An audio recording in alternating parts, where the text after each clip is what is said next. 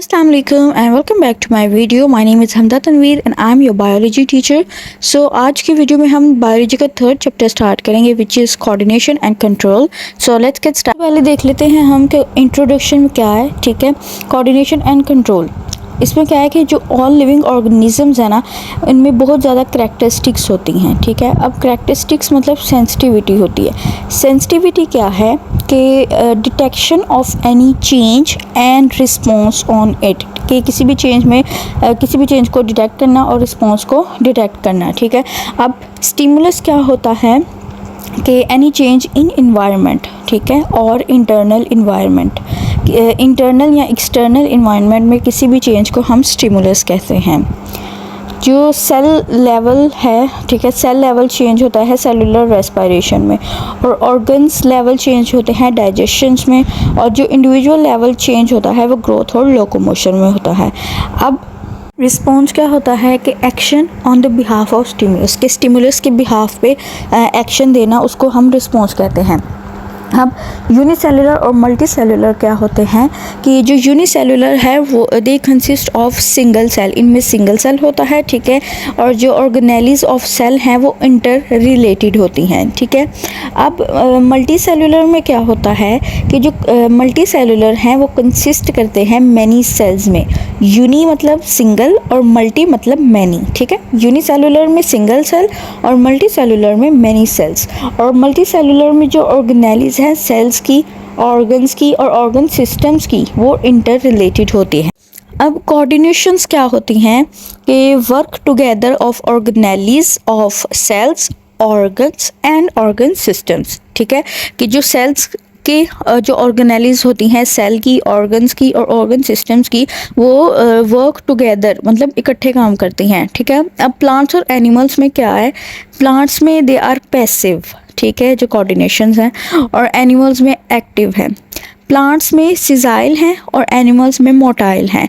Plants में वो response show करते हैं वेरी स्लो स्पीड में, और एनिमल्स में रिस्पॉन्स शो करते हैं स्पीड पे. ठीक है, जो प्लांट्स में कोऑर्डिनेशन है वो कंट्रोल की जाती है एंडोक्राइन सिस्टम से, और एनिमल्स में जो कोऑर्डिनेशन है वो कंट्रोल की जाती है by nervous and endocrine system. ठीक है, प्लांट्स में है कि वो शो बिहेवियर करते हैं बाय ग्रोथ एंड टर्जिडिटी, और एनिमल्स में वो बिहेवियर शो करते हैं by locomotion, movement and secretion of hormones.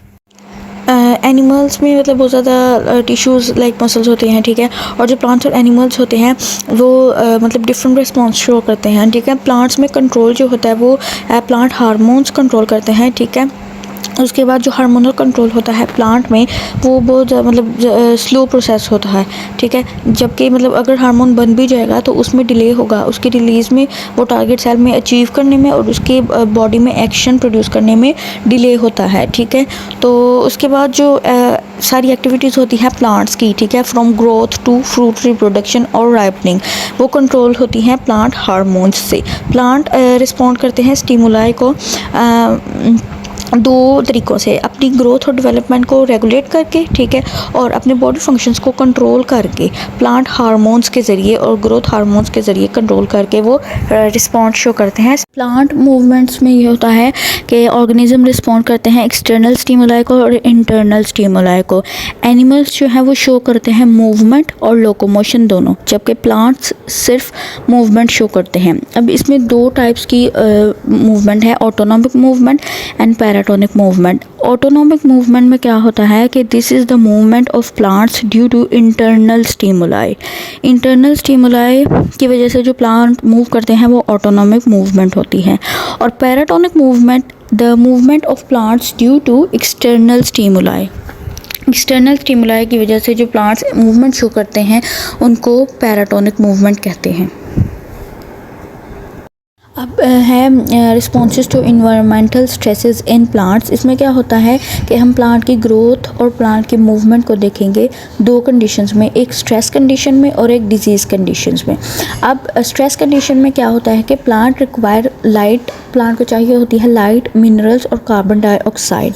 अब इटियोलेशन क्या होता है कि इसमें प्लांट ग्रो करते हैं इन एब्सेंस ऑफ लाइट, ठीक है, लाइट के एब्सेंस में प्लांट ग्रो करते हैं और फिर वो एक्सट्रीमली लार्ज हो जाते हैं, ठीक है। इसमें fail to the formation of chlorophyll, इसमें क्लोरोफिल की फॉर्मेशन नहीं होती। अब क्लोरोसिस क्या होता है कि प्लांट्स जो हैं वो ग्रो करते हैं शॉर्ट सप्लाई ऑफ मिनरल्स और न्यूट्रिएंट्स के, मतलब जब इनको शॉर्ट सप्लाई दी जाती है मिनरल्स और न्यूट्रिएंट्स की तो प्लांट्स ग्रो करते हैं।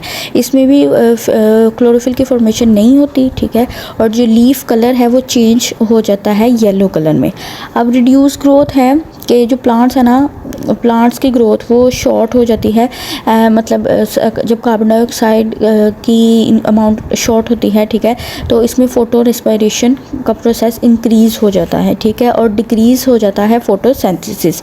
फोटो रेस्पिरेशन इंक्रीज़ होती है, ठीक है, और फोटोसिंथेसिस डिक्रीज़ होती है, जिसकी वजह से ग्लूकोज की अमाउंट रिड्यूस हो जाती है।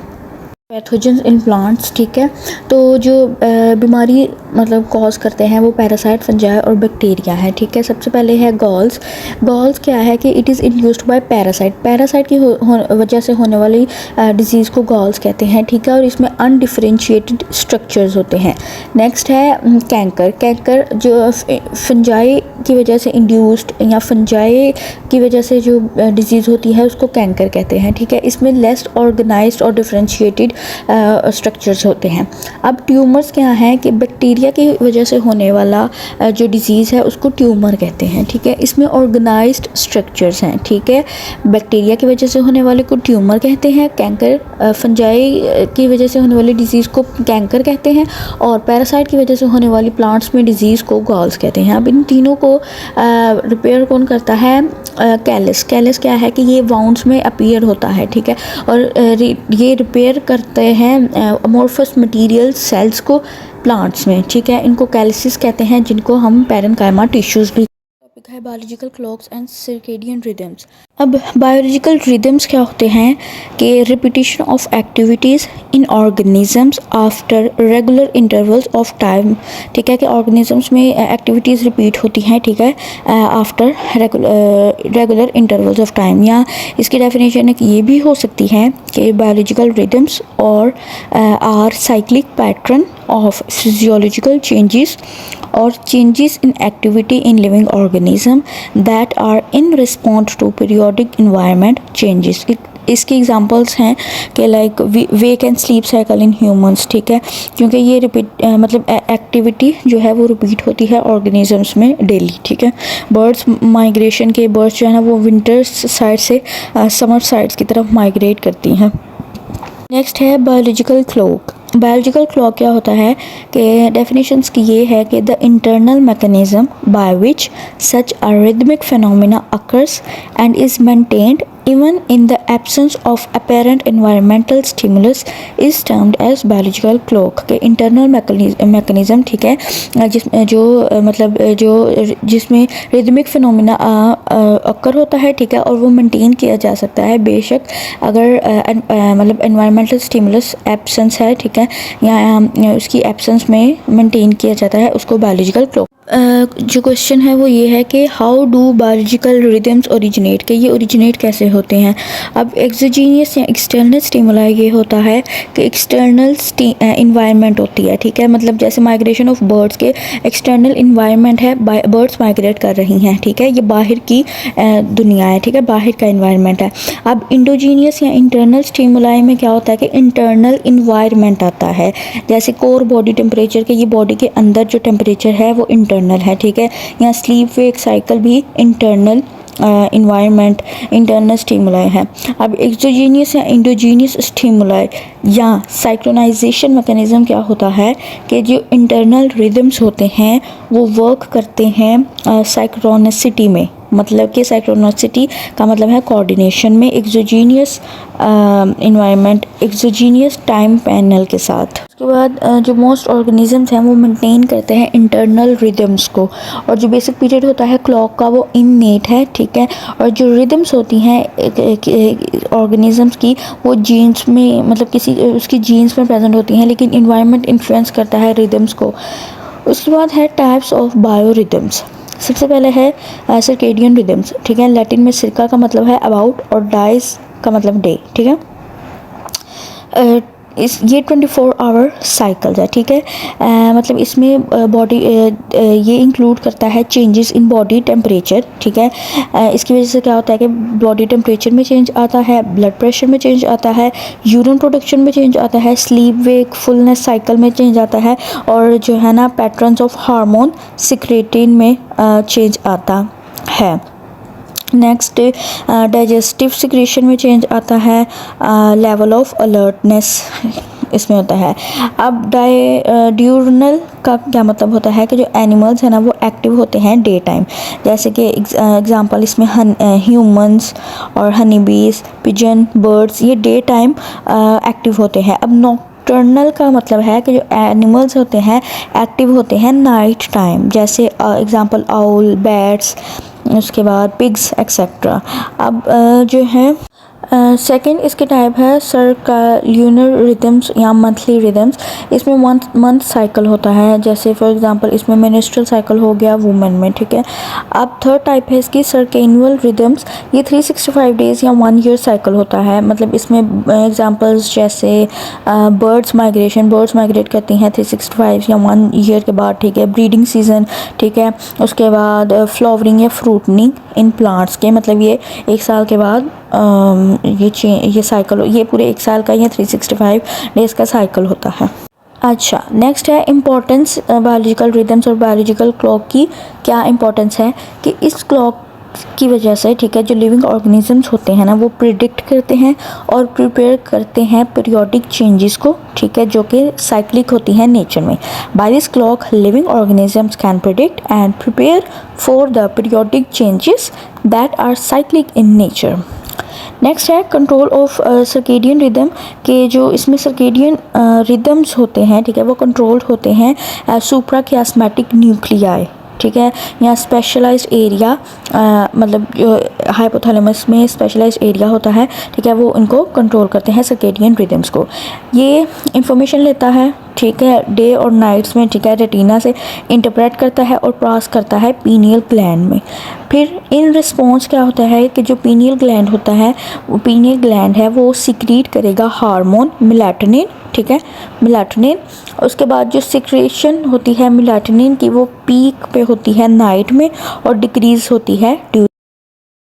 जो टॉपिक है वो है प्लांट ग्रोथ रेगुलेटरी सब्सटेंसेस। इसमें मतलब हार्मोन्स आ जाते हैं।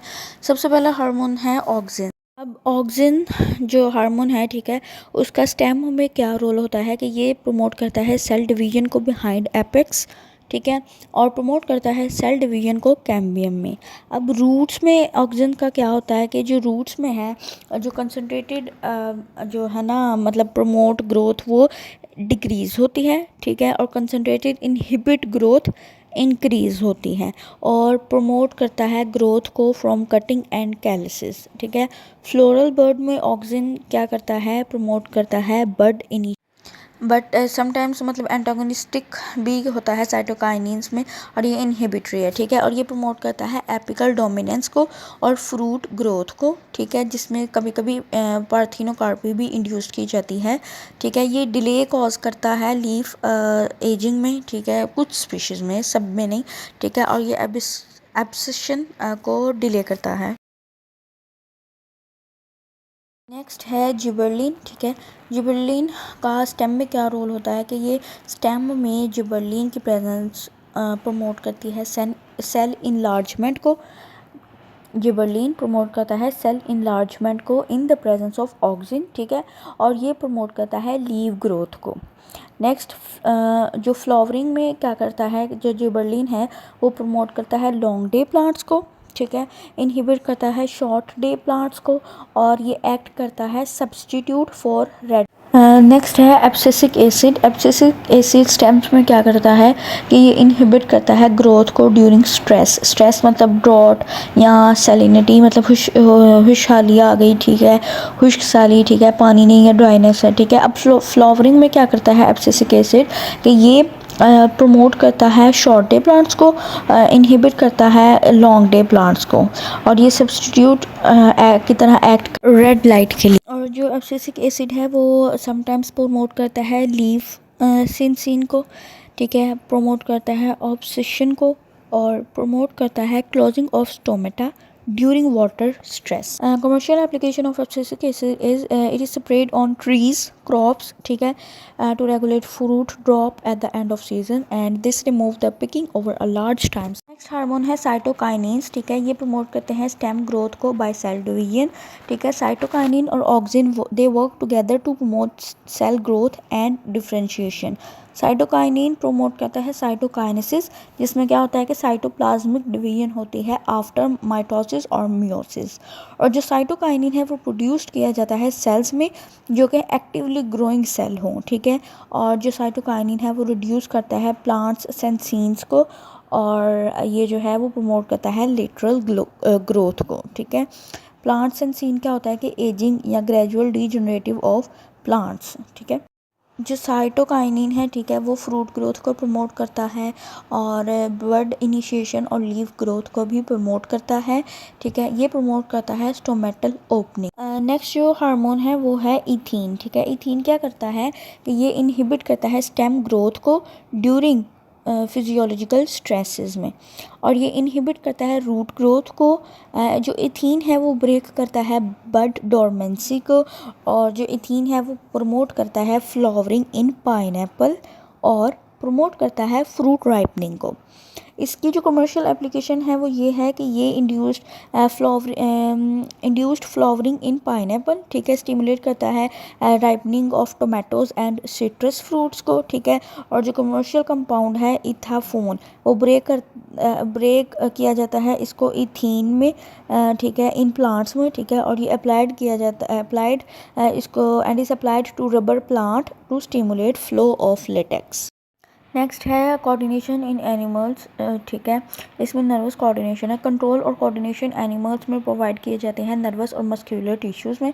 केमिकल कोऑर्डिनेशन दोनों में देखी जाती है प्लांट्स और एनिमल्स में। अब नर्वस सिस्टम क्या है कि it is the system of conducting tissues that receive the stimulus and transmits it to other parts of body forming a network.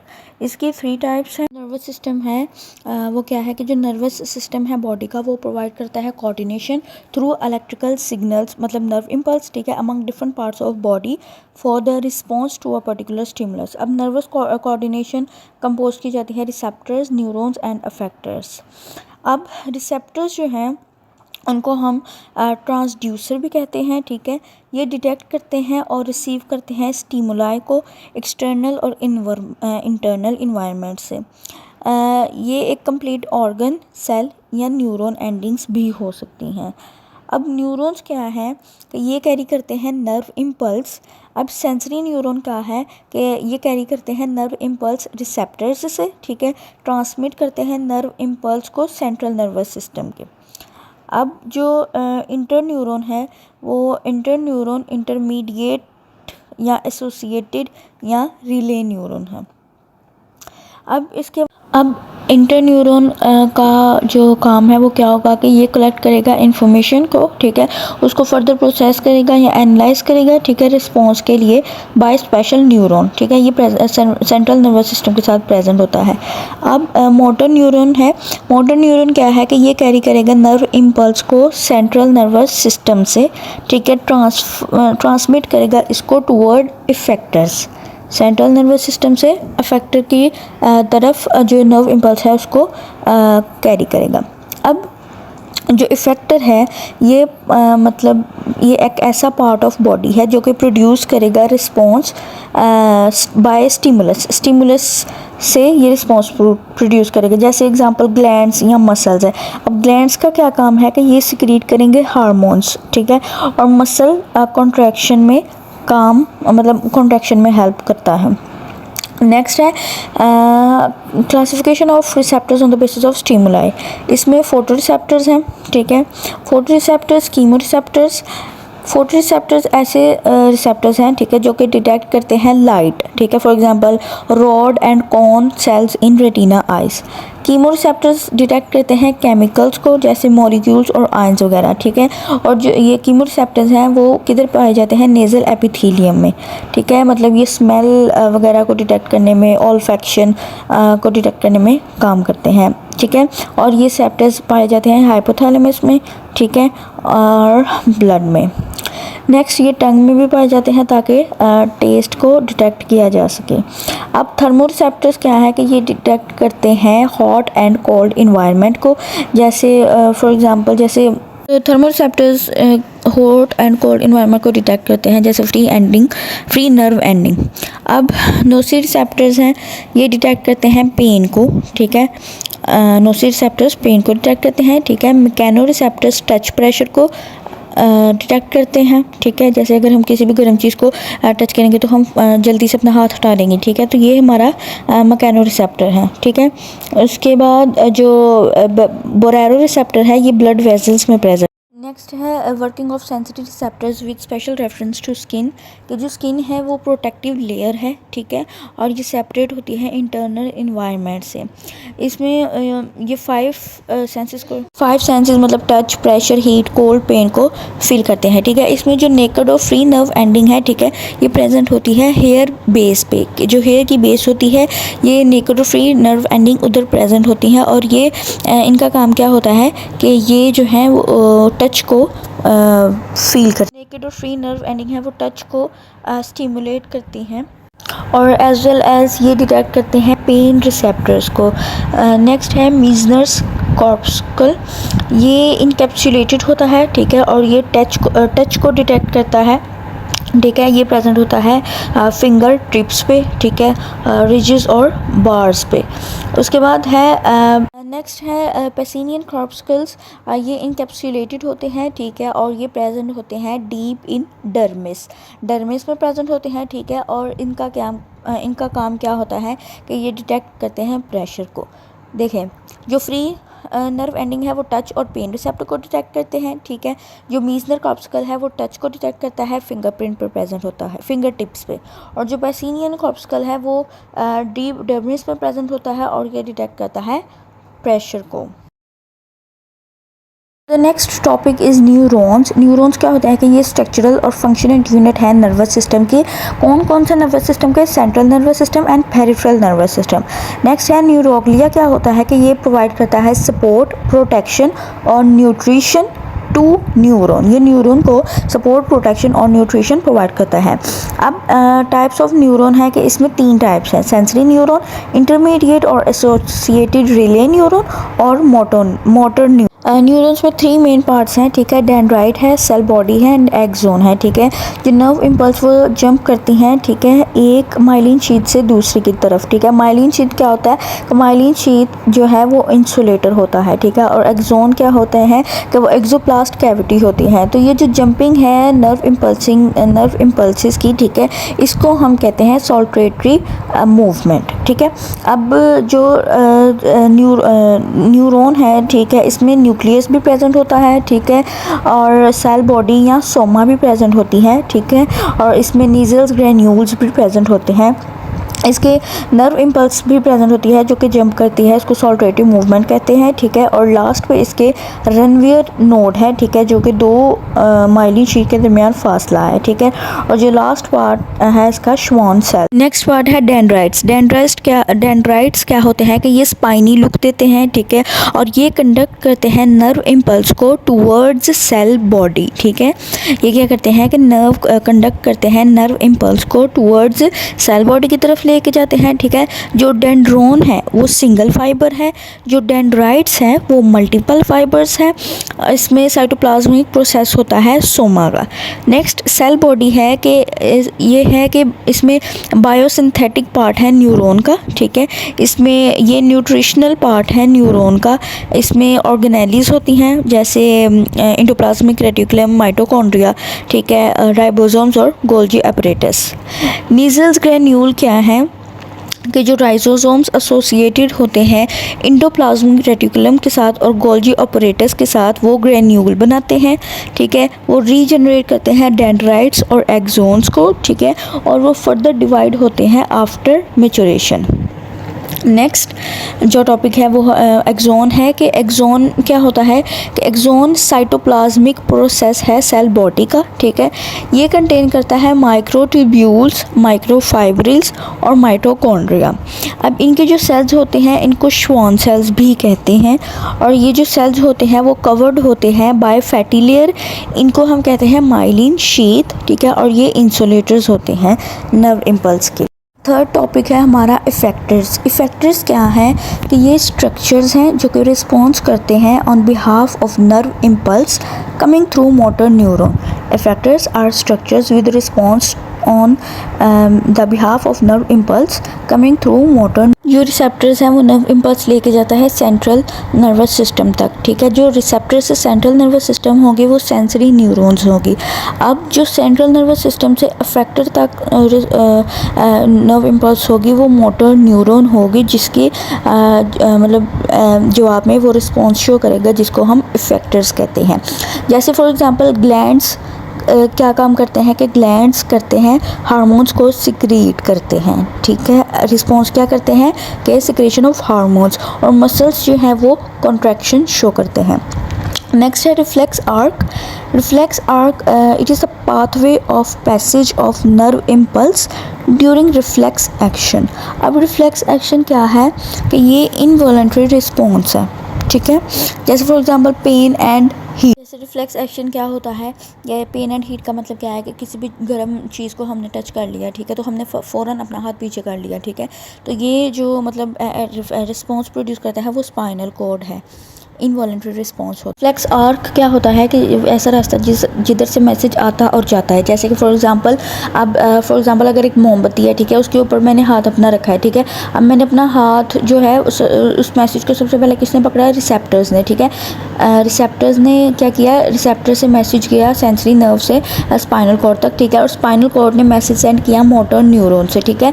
ये ऐसा रास्ता जिधर से मैसेज आता और जाता है उसको रिफ्लेक्स आर्क कहते हैं, ठीक है। अब मोटर न्यूरॉन ने मैसेज दिया, ठीक है, जिसकी वजह से मैंने फ़ौरन अपना हाथ मोमबत्ती से पीछे कर लिया क्योंकि मुझे पेन फील हो रहा था, ठीक है। नेक्स्ट टॉपिक है हमारा नर्व इम्पल्स, ठीक है। नर्व इम्पल्स क्या होता है कि electrochemical changes which produce of wave and travel from one part of neuron to another part of neuron. जो इलेक्ट्रिकल केमिकल चेंज होता है वो किस पे बेस्ड करता है? वो बेस्ड करता है आयंस पे, ठीक है, पॉजिटिव और नेगेटिव आयंस पे। बाहर की तरफ या ऊपर की तरफ, आउटसाइड की तरफ पॉजिटिव आयंस होते हैं और इनर साइड पे नेगेटिव आयंस होते हैं। अब आयंस जो है Na+, ठीक है, सोडियम इनसाइड के में 15 होते हैं और आउटसाइड में 145 होते हैं, और जो पोटेशियम है वो इनसाइड 150 होते हैं और आउटसाइड 5 होते हैं, और जो नेगेटिव आयंस होते हैं वो इनसाइड होते हैं 155 एंड आउटसाइड होते हैं 30। नेक्स्ट, अब इलेक्ट्रिक पोटेंशियल क्या है कि ये मेजर किया जाता है कि मतलब कितनी कैपेसिटी, ठीक है, इलेक्ट्रिक वर्क की टोटल कैपेसिटी से मेजर किया जाता है। Electric potential is measure by total capacity of electric work, ठीक है। इसमें एनर्जी स्टोर होती है, ठीक है, जो कि प्रोड्यूस की जाती है बाय आयंस को चेंज करके, मतलब जो एनर्जी स्टोर होती है, ठीक है, वो it is produced by changes of ions, ठीक है। इसमें मेम्ब्रेन पोटेंशियल है। मेम्ब्रेन पोटेंशियल क्या है कि existence of electrical potential on membrane, मतलब एक्सोलीमा। अब RMP और AMP क्या है कि RMP जो है वो रेस्टिंग मेम्ब्रेन पोटेंशियल है, ठीक है, और जो AMP है वो एक्शन मेम्ब्रेन पोटेंशियल है। जो रेस्टिंग मेम्ब्रेन पोटेंशियल है वो पोलराइज्ड स्टेज इसमें है, ठीक है, और इसमें कंडक्शन नहीं होती नर्व इम्पल्स की। और जो एक्शन मेम्ब्रेन पोटेंशियल है ये डीपोलराइज्ड स्टेज है और इसमें नर्व इम्पल्स की कंडक्शन होती है।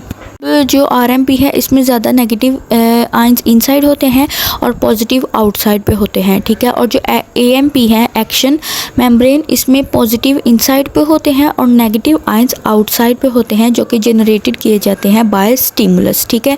-70 MV स्किन पे होते हैं और प्लस जो एक्शन है उसमें +50 MV न्यूरॉन्स में होती हैं। रेस्टिंग मेम्ब्रेन पोटेंशियल में इसमें है opening of sodium and potassium ions. इसमें क्या होता होता है कि जो आउटसाइड की तरफ हाई कंसंट्रेशन होती है Na आयंस की, ठीक है, और आउटसाइड में लो कंसंट्रेशन होती है पोटेशियम आयंस की। अब इनसाइड में क्या होता है कि जो पोटेशियम आयंस हैं वो हाई होते हैं, ठीक है, और इनसाइड में लो कंसंट्रेशन होती है सोडियम आयंस की। नेक्स्ट है, इसमें जो पोटेशियम गेट ओपन होता है, ठीक है, और जो रिटेंशन होती है नेगेटिव ऑर्गेनिक एसिड की और नेगेटिव आयंस की, इसमें कंडक्शन नहीं होती नर्व इम्पल्स की। नेगेटिव ऑर्गेनिक आयंस में क्या है कि जो मैनी टाइप्स मतलब लार्ज ऑर्गेनिक कंपाउंड्स की मैनी टाइप्स होती हैं प्रेजेंट होती हैं दोनों साइड्स में प्लाज्मा मेम्ब्रेन ऑफ न्यूरॉन्स की बोथ साइड्स पे, जैसे ऑर्गेनिक मॉलिक्यूल्स जैसे proteins, amino acids, RNA, SO4, PO4 etcetera, ठीक है। अब इसमें क्या होता है कि जो नेगेटिव आयंस हैं वो अंदर की तरफ ज़्यादा होते हैं देन आउटसाइड, ठीक है, और जिधर मतलब आउटसाइड में ये नेग्लिजिबल कंसनट्रेटेड होते हैं। अब चैनल प्रोटीन गेट्स में क्या होता है कि जो प्लाज्मा मेम्ब्रेन है ना वो विर्टुअली इम्परमिएबल होती है टू ऑल आयंस, ठीक है, सिवाय कि मतलब पोटेशियम आयंस के। ये स्लाइटली परमिएबल है पोटेशियम आयंस में, ठीक है। अब ये है कि जो पोटेशियम आयंस होते हैं ना वो अंदर से बाहर की तरफ जाना स्टार्ट हो जाते हैं, मतलब लीक आउट हो जाते हैं न्यूरॉन्स बाय डिफ्यूजन के थ्रू, ठीक है। तो इस वजह से जो अंदर जो है नेगेटिव आयंस ज़्यादा होते हैं बाहर की निस्बत प्लाज्मा मेम्ब्रेन में, ठीक है। उसके बाद नॉन कंडक्टिंग न्यूरॉन क्या है कि जो पोलराइज्ड स्टेट है ना RMP -0.07V, ठीक है, और ये है RMP मतलब जो resting membrane resting potential membrane है ना ये मेंटेन्ड करते हैं, ठीक है, और ये अनडिस्ट्रीब्यूटेड मेम्ब्रेन है, ठीक है। अगर तो ये स्टिमुलेटेड होती है मतलब सफिशिएंट स्टिमुलस से जैसे थ्रेशोल्ड, ठीक है, तो फिर एक्शन मेम्ब्रेन प्रोटीन। अच्छा बच्चों, मैं ना आपको इंपॉर्टेंट शॉर्ट क्वेश्चंस बताती हूँ जितना भी अभी तक हमने पढ़ा है, ठीक है। इसमें बहुत ज़्यादा शॉर्ट क्वेश्चंस बनते हैं, जैसे इट्यूलेटेड और क्लोरोसिस में डिफरेंस, ठीक है, सेल्यूलोसिस और गाल्स में डिफरेंस आ जाता है, ठीक है, बायोरिदम्स क्या होते हैं, रिफ्लेक्स आर्क क्या होता है, नोसी रिसेप्टर्स क्या होते हैं, सर्केडियन या सर्केनियल रिदम्स में डिफरेंस, उसके बाद न्यूरोट्रांसमीटर्स, नर्व इम्पल्स क्या होता है, ठीक है, इन सब में डिफरेंस भी आते हैं और ये डेफिनेशन भी आ जाते हैं। या नीजल्स ग्रेन्यूल्स और जो है commercial application of oxygen, gibberellin, ठीक है, साइटोकाइनिन और इथीन्स की। उसके बाद ये सारे क्वेश्चंस आपने ध्यान से करने हैं, ठीक है, और स्पेशली जो हार्मोन्स हैं, ठीक है, उनको आपने ध्यान से पढ़ना है बोर्ड के लिहाज से, ठीक। नेक्स्ट जो रिमेनिंग चैप्टर रह गया है वो इंशाल्लाह हम नेक्स्ट वीडियो में कवर करेंगे, ठीक है। If you guys have any kind of problem related to any topic, so आप मुझे इजीली क्वेश्चन कर सकते हैं कमेंट सेक्शन में। इंशाल्लाह मैं नेक्स्ट वीडियो में उन सवालों का ज़रूर जवाब दूँगी। Stay tuned with our videos and wait for the next part.